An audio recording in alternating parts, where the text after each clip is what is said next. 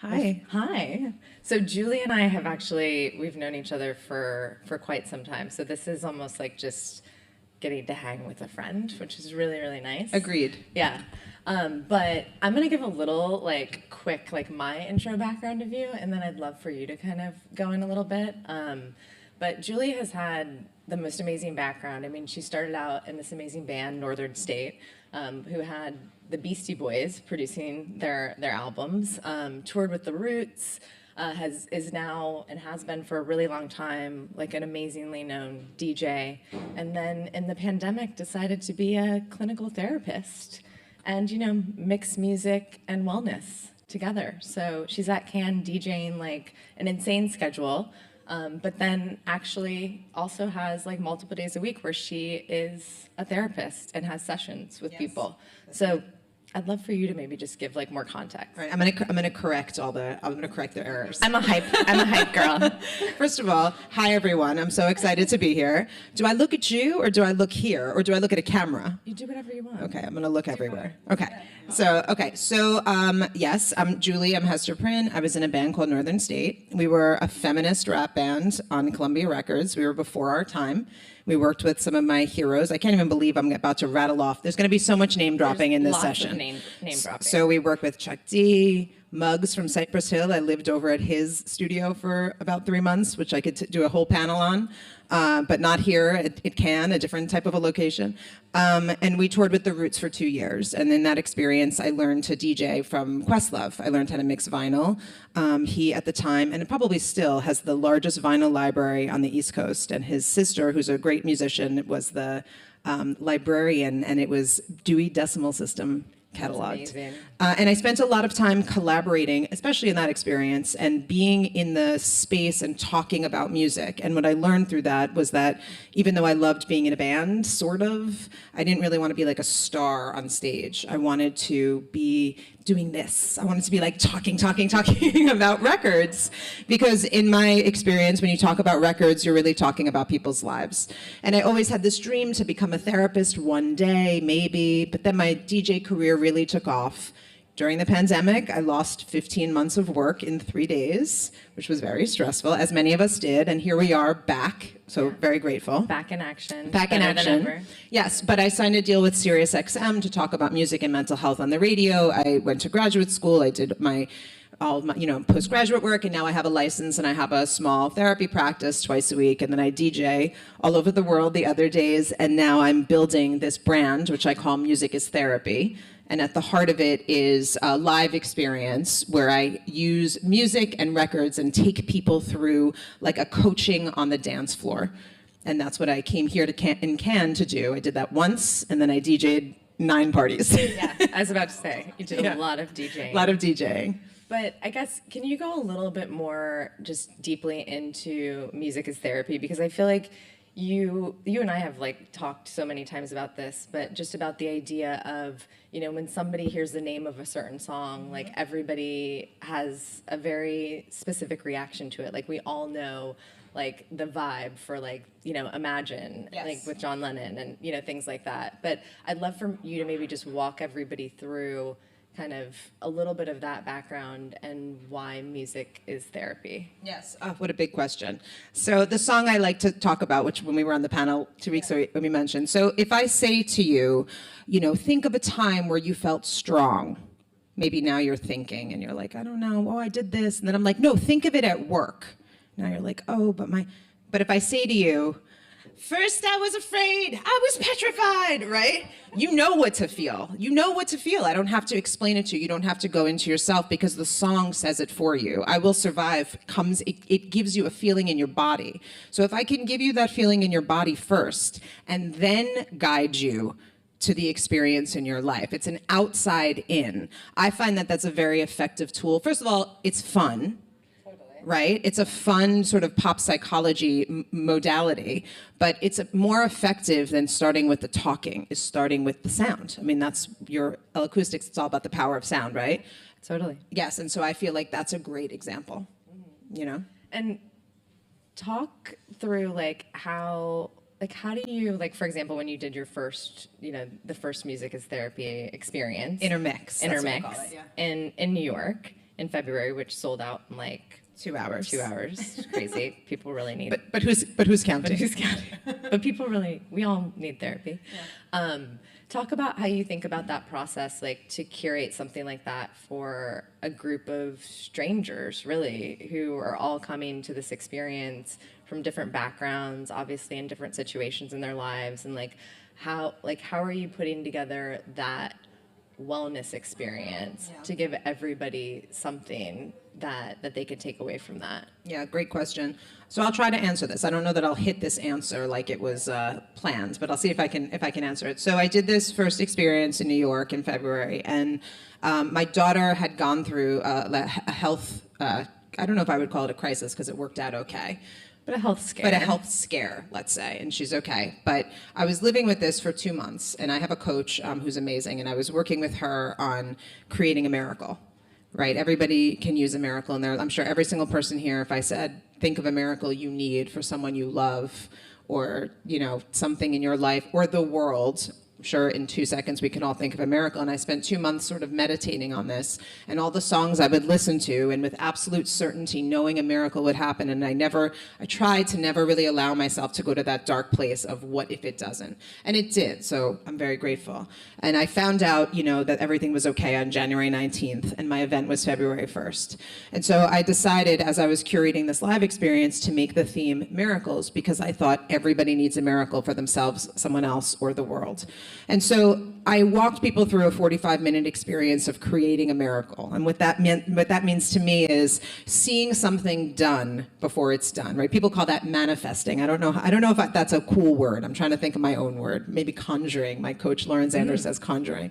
But I brought people to a place of presence and real consciousness. And we do that through asking people questions about their lives, a time where you felt love, now feel all the love. I do something with music where I help people recognize the negative voice. 80% of our thoughts are repetitive and negative. We all have a negative voice. You don't get to choose what it says. Your parents and grandparents, they all choose what the story is, epigenetics. But I help people become conscious of their negative voice, and then in presence, to talk back to it. And we do that through music, like a "We Will Rock You" or whatever. I play music and I do these things, and it's in a big group and it's really fun. And then I said, now we're gonna do some miracle making. And so when I was choosing music for this, how do you choose a song or a series of songs about miracles? Right.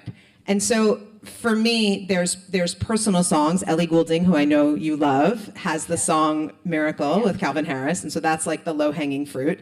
But I tried to think of songs that give us a universal feeling. So sometimes I will pull instrumentals. Sometimes I can pull things in other languages. Like when we hear, last night I was at a party and I played Don Omar, how do you say that name of that song? I will butcher it.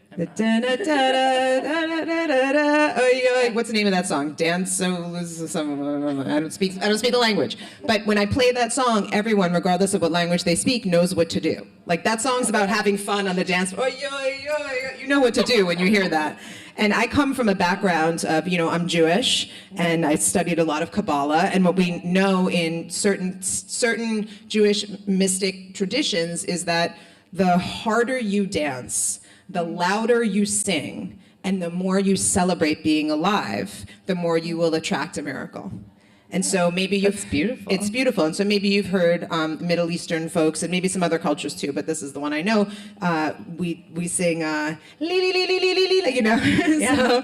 So you do this, and the louder you sing it, and the more you are joyous, the more you celebrate, the more you become a magnet. And there's the belief is there's certain times in the week, in the month, that you can magnetize that from the creator or the universe, whatever your belief is. But I feel we can magnetize it from each other. Even in this space, if we all got in a circle and we danced and we sang syllables, we would make a miracle, just because through mirror neurons, that's where the psychology comes in, through mirror neurons, we are reflecting the idea of wanting something great, right? If I want something great, I love you as a person. I love you too. I love you so much. And so when I see you, it brings a piece of I love you, and then you love me, and we love each other, and so we exchange that energy. Absolutely, and that's neurobiology. It's mirror neurons. And so what to try to bring it back to answer your question, now that I've gone on a real tangent. No, it's great though, because I feel like all of this, and part of the reason that you started this was really to have the science behind all of it. That's right. And so if we can reflect each other, our nervous systems reflect each other, there's something called collective effervescence. And that's the idea that our nervous systems are synced. And a place where that happens is in the audience of a show.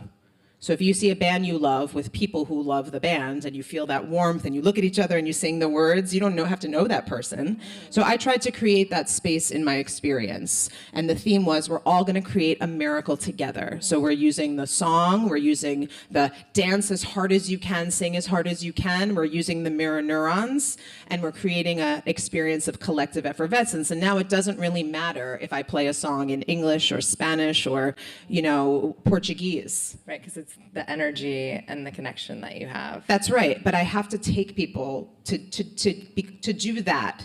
Takes me a minute. Yeah. I can't say go. Maybe I could. You never know. You never know. But it feels like, to that point, like you really have to think about the playlist, That's the right. flow, the song by song, like progression. Yeah, and all also of those elements. clearing out the, like, if I say to, you know me and what I do. So if I said to you, just dance, you might do it. Probably. But I don't know you, so maybe you guys wouldn't do it. But if I can touch you and say, I know you have a negative voice inside you, and so do I. Mine tells me, there's like three things the negative voice says, like I'm not enough, I'm not safe, or whatever. Mine says I'm not safe because of my epigenetics. So if I share that with you and I say I feel unsafe all the time and I fight that, and then maybe you open up to me, well, I feel this, and I say, okay, let's sing to that. Let's sing something, one of my choices, Yeah, and what would your choice be to make you feel safe?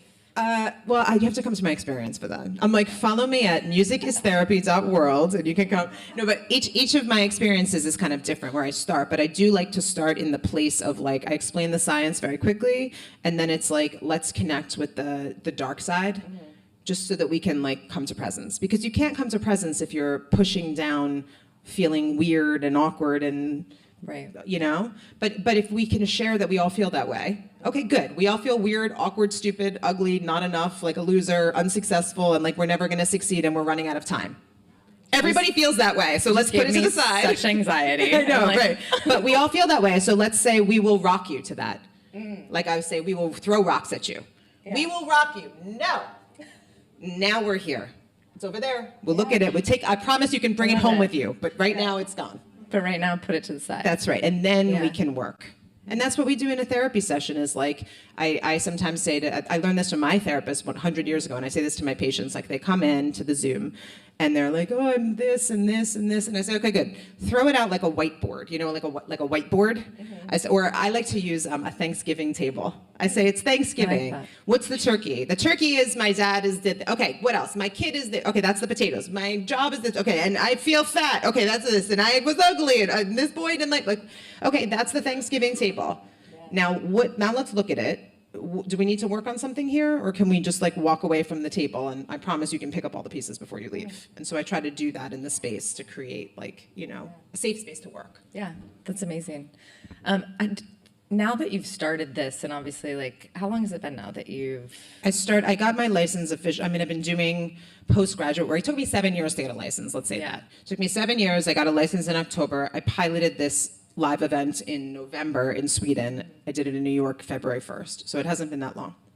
Do you feel like now that you're doing this, like, as both a therapist and an artist, are you looking to just encourage more artists to do more of these sorts of, like, I mean, obviously you're both, but sorts of collaborations and really, like, marrying the therapy with music?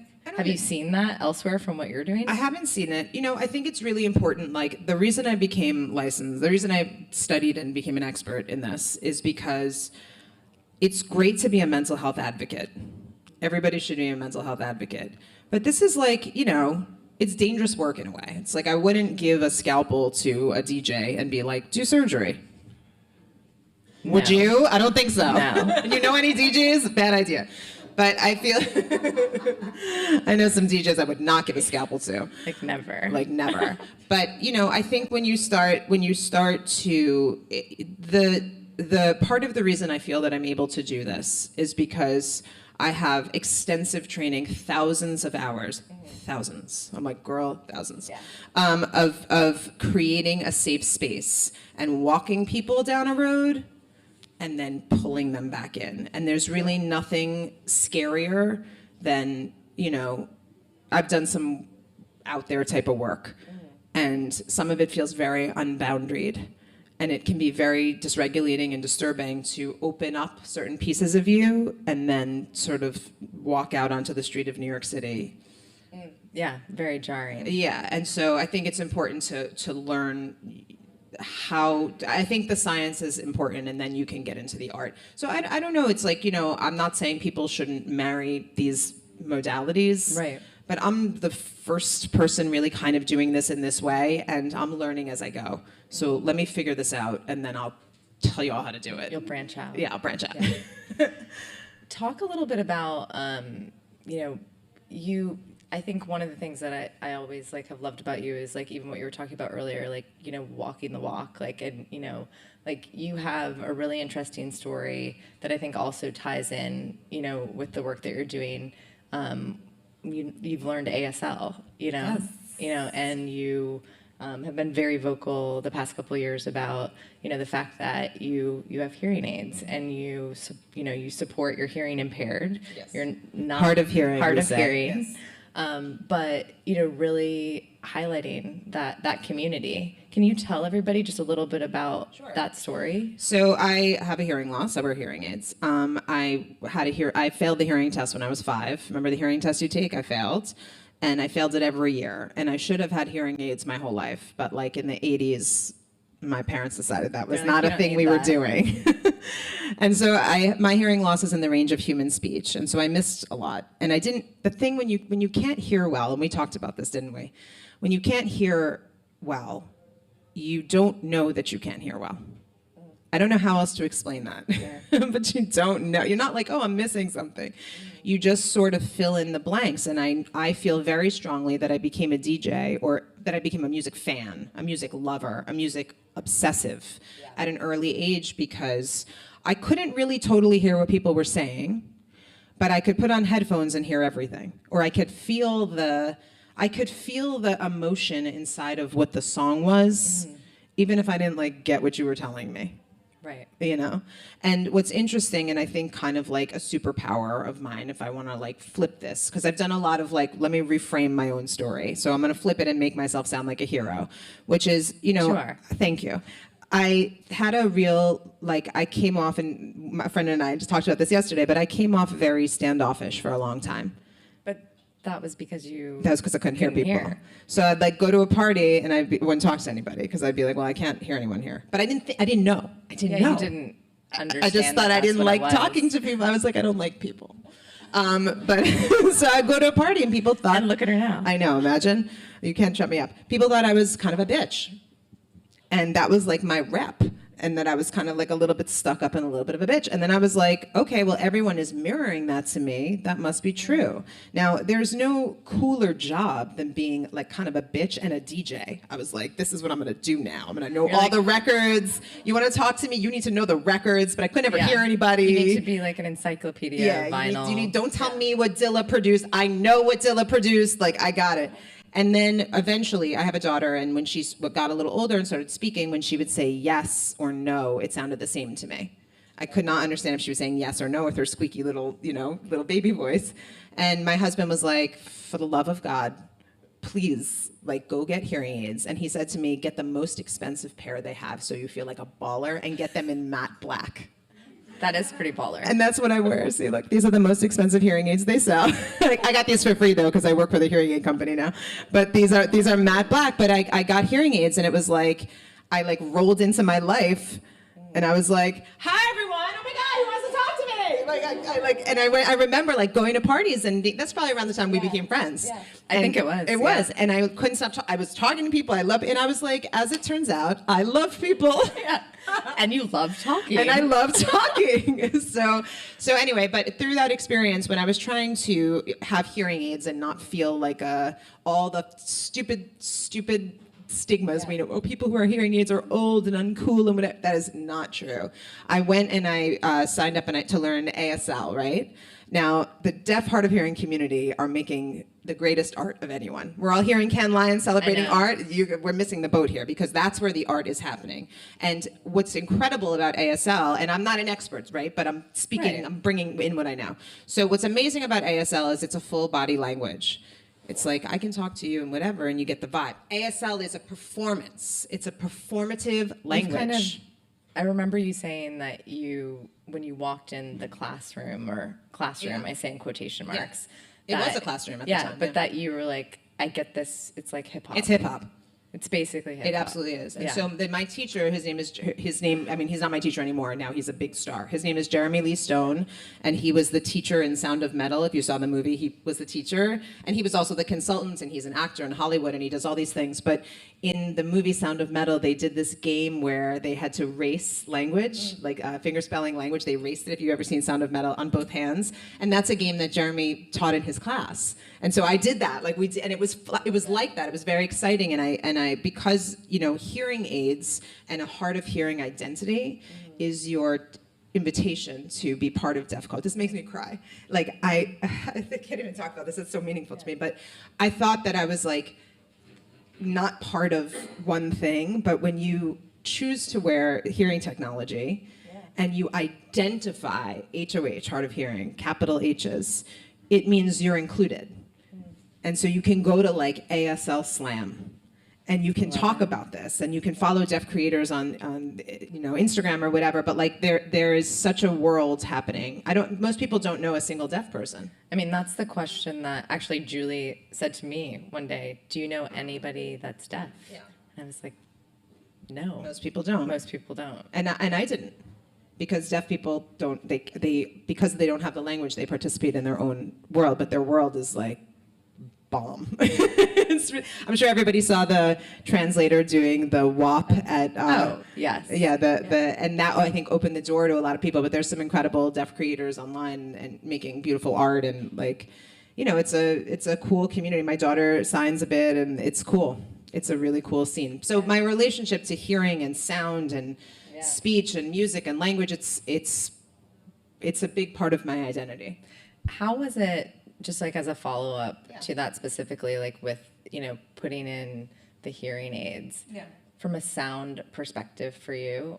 Like, because I feel like we've talked a little bit about, like, in the past about how that was so hard to even adjust to, because it was so jarring to begin to process all of these sounds that you were never hearing before. Yeah, so that's such a great L-Acoustics question, right? I mean, it really is, because that's what I'm like. Good job, Ember. Like, didn't have that on my list. It's a great question, because it's about like how sound works in our brain, right? Mm-hmm. And so I thought that if you were hearing aids, you put them on, and then you can hear, and then you walk out the door, and that's your life. Right, and you're like good to go. You're like, cool, I can hear now. Yeah. But the way we process sound is it's like our ear to our brain. Mm-hmm. It's a processing relationship, it's not like one-to-one. It's like how your brain interprets sound. And so what I learned is that hearing loss is really like a processing disorder. And so when I first put hearing aids on and I could hear all these frequencies, which are all in the range of human speech, which is probably the worst place to have a hearing loss, but it's okay. When I could hear all of these frequencies that I'd never heard before, pieces of your brain truly come online. You begin to create new synapses, new neural pathways. Interesting. So like a whole area of your brain. That's exactly right. Really woke up. Yeah, it's basically like learning to ride a bike or learning a new language, and you learn these things slowly. But when you put in hearing aids, everything comes at once, and it's incredibly overwhelming. And you get headaches, and you get tired. And so the sort of like companion to my hearing aid journey is transcendental meditation. So I do TM, which sounds, and if you don't know about it, it sounds so crazy, but it's not. It's a self-hypnosis technique, and I do 40 minutes a day. Although here I have like barely done it, and I'm like fried. If you're doing 40 minutes a day, like, more power to you. I do though at home, not at Can. But I do 40 minutes a day, and what it does is it settles your nervous system. And when you are creating new neural pathways, whether you're doing therapy and maybe bringing up some emotions, whether you are bringing on new parts of your brain through hearing technology, or even if you're doing something fun like falling in love, it can be overwhelming. And so settling your nervous system is kind of like the companion. And so it took me years to where I wear hearing aids all day now. And that took years to build up to. Wow. Yeah, but it's awesome. Yeah, it's like a whole new. I can like whole new literally world. hear everything. I love it. I know. So I guess to wrap up, and I know we're almost at time, but I'd love to ask you one question, then maybe open it up for anybody to ask you a question. Where, with this new journey that you're on, you know, really kind of like with the marriage of wellness, therapy, music, creativity, where do you hope to see that go in the next, you know, several years? Well, I can tell you where I hope I go, right? So part of what I do in my live experience is I help people to identify their dream and then really say it. Sometimes we say it to ourselves, sometimes we share it, which can be a very embarrassing thing to do. Right? We're supposed to be like, you know, I really just hope that it goes well and I want to spread the word. Yeah. But I don't do that anymore. I really walk the walk. And so I will tell you what I really see for myself. So my dream is to do this work and be in the league with like Esther Perel, who does it with sex, Tony Robbins, who's maybe the most famous, one of the greatest coaches, Jay Shetty, who brings, you know, some of this work in a mainstream way to the world. I want to sit with those folks and I want to help people understand that like the songs we love are powerful therapeutic tools. They are free, which is controversial when that happened. Right. But the upside of it is they're free. Now, therapy is stigmatized, it's expensive, it's time consuming, but songs are free. And if I can teach you how to use songs you love, whether it's the songs you love or the songs you love, which maybe aren't the same ones, but if I can teach you a technique to use them to help improve your life, we can make really the world better. Like our world is in a very precarious place. And I truly believe that if people felt the agency, right? To say, this is what I want, this is who I want to be, and I'm going to reach for the best version of myself and focus on how I can be my best self, we will have less strife with one another. And so I see music as the tool because that's what I have. Right. And that's my future. I love that. Ta-da! Does anybody have a question for Julie? She told all the things. I'm interested in like the difference between a clinical psychologist and a sound therapist. Oh, I love that question. That's actually a question that I should answer when I come out on stage. Sorry, my no, bad. that's perfect. So I am a licensed marriage and family therapist. I'm an LMFT in the state of New York. I am trained as a therapist. The way you go to therapy, that's me. I have a therapy practice. It's called Direct Support Therapy, which is a double entendre. DirectSupportTherapy.com. I have a master's degree. You know, I'm like a regular therapist. A sound healer or a sound therapist or a music therapist, some of them have degrees, they're not licensed, and some of them are artists, and they use things like singing bowls, and they do work with sound to help heal people, and you go to somebody like that at maybe like a yoga center or something like this. I'm a talk therapist, clearly, and the hearing aids but I promise I'm a good listener too. I'm a talk therapist, and I use music because I have a background as a DJ. So very different, and the real difference is like, I always say to people, it's a C-suite shaman. It's not like woo-woo, you know? Right. It's not too far out there. I'm trying to bring this to people who maybe are not exposed to sound therapists or who aren't at Burning Man. I want to bring this to like the people who are, you know, not having transcendent experiences at the Brooklyn Mirage, seeing John Summit, for example. Yeah. That's a great one. Yes. I mean, you want to make it more accessible. I want to make it accessible for people so it doesn't feel out of the box. I think everybody knows what therapy is, and so that's like how I sort of lean in. I'm a therapist. I also will ask you, instead of being like, what's going on with your relationship, I'll be like, what song are you into? What's your favorite? What song reminds you of your hometown? Oh, I love that. I know. Well, what is it, Ember? What song reminds you of your hometown? I mean, I was born in Indiana, so anything with like amber waves of grain, you know, really ties. So then that would be perhaps an avenue to be like, let's pick a song, listen to it. When you hear that, what do you feel? Who was there? What do you see? I mean, it feels like a Springsteen song, number one, now that I'm thinking about it a little bit more, very Americana. I see fields, I see the smiles of my family, I see my grandma.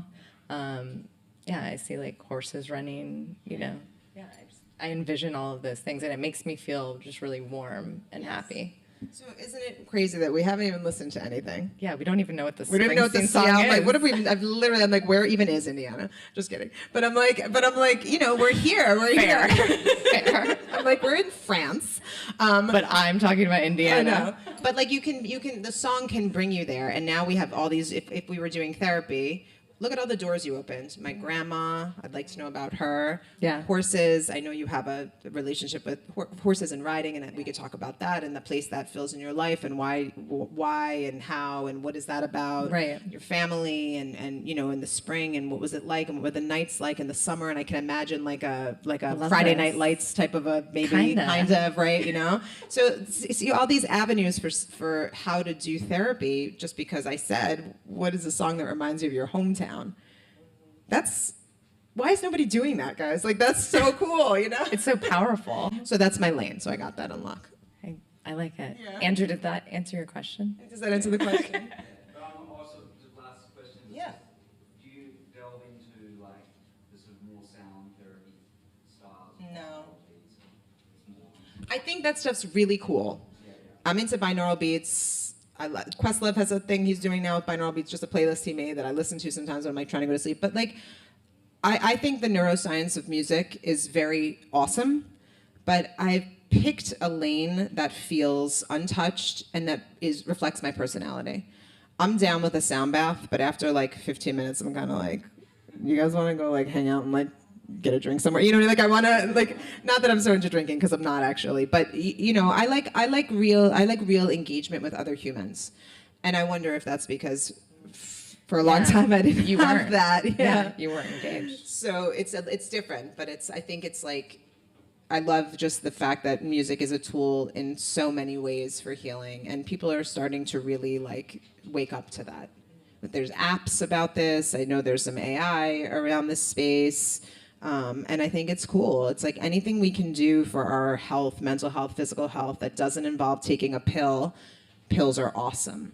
But anything that doesn't involve taking a pill if you don't have to, I think is incredibly powerful. If you can rewire your brain, you can't bill for it, which is probably why Western medicine, you know, doesn't really promote that. But if you can rewire your brain and heal yourself, as opposed to, you know, being on a course of treatment for the rest of your life, I think that that's something we should be studying. I mean, it's so powerful. It's the and best. It's helping you without having to have that assistance. That's exactly right. Yeah.